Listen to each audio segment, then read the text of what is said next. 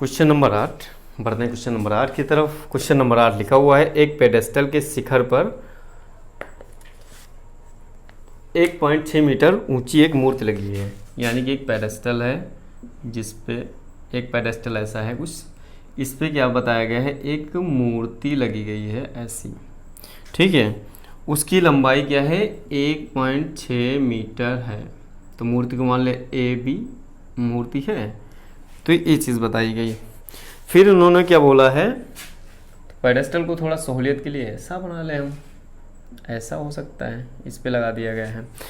तो क्या बोला गया, पहला, एक पेडेस्टल के शिखर पर इतने ऊंची मीटर यानी कि 1.6 मीटर ऊंची मूर्ति लगी हुई है भूमि के एक बिंदु से। भूमि का कोई एक बिंदु है यहाँ पे, ठीक है। भूमि के एक बिंदु से क्या बताया गया है, शिखर का उन्नयन कोण 60 डिग्री है। भूमि के मूर्ति के शिखर का, यानी कि जो ये मूर्ति है इसके शिखर का जो उन्नयन कोण है ये वो कितना है, ये ऐसे जमीन है, ये 60 डिग्री। फिर उन्होंने क्या बताया है, आगे बताया है उसी बिंदु से पेडेस्टल के शिखर का उन्नयन कोण 45 डिग्री है। यानी कि जो पेडेस्टल है, ये पेडेस्टल, इसका जो ये है ये 45 डिग्री है, ये वाला 45 डिग्री है, ठीक है। तो मान लेते हैं ए बी उसकी जो मूर्ति है, ये मूर्ति की लंबाई है, ठीक है। पेडेस्टल है तो इसको सी मान लें और इसको डी मान लें हम, ठीक है। हमारे बिंदु अलग अलग हो गए। अब क्या करने हैं हमको, बस कुछ नहीं, इसको मान लेते हैं एच, और इसको मानना हो तो आप एक्स मान सकते हैं, नहीं तो वैल्यू लिख सकते हैं, यानी कि ये ऐसा है। अब आइए हम लिखते हैं जो हमें मालूम है। मालूम क्या है, अब क्या माना क्या हमने माना, BC पेडेस्टल की ऊंचाई h मीटर है। पेडेस्टल के आधार, पेडेस्टल का देखिए आधार से x दूरी पे डी बिंदु स्थित है। पेडेस्टल के आधार C से x मीटर की दूरी पर D बिंदु स्थित है, जहां से क्या, मूर्ति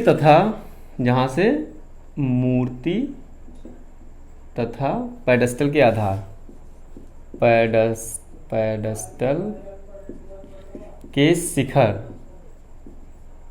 मूर्ति के शिखर यहाँ पे है,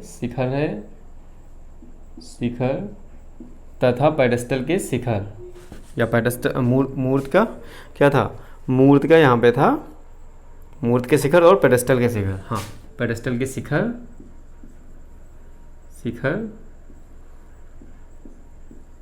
का उन्नयन कोण क्रमशः 60 व 45 डिग्री है, ठीक है।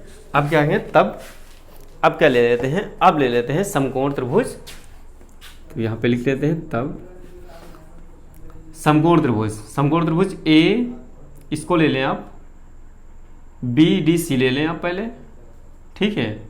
और अच्छा, यहाँ पे एक चीज़ और बताई है, कुछ बताया है इन्होंने, इसके अलावा इन्होंने कुछ नहीं बताया है, ठीक है।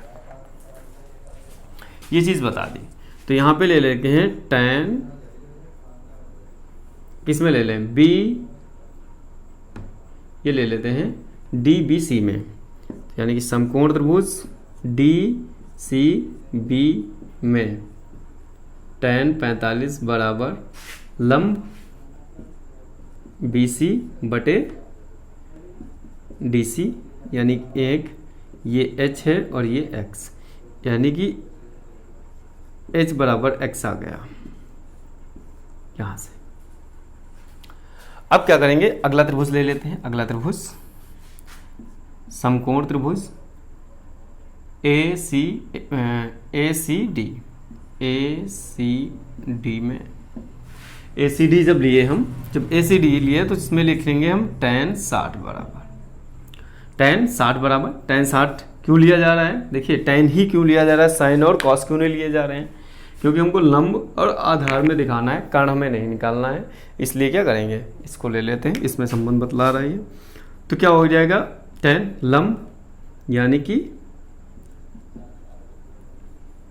लंब हो जाएगा AC बटे आधार DC। इसकी वैल्यू √3, इसकी AC यानी कि इसको लिख सकते हैं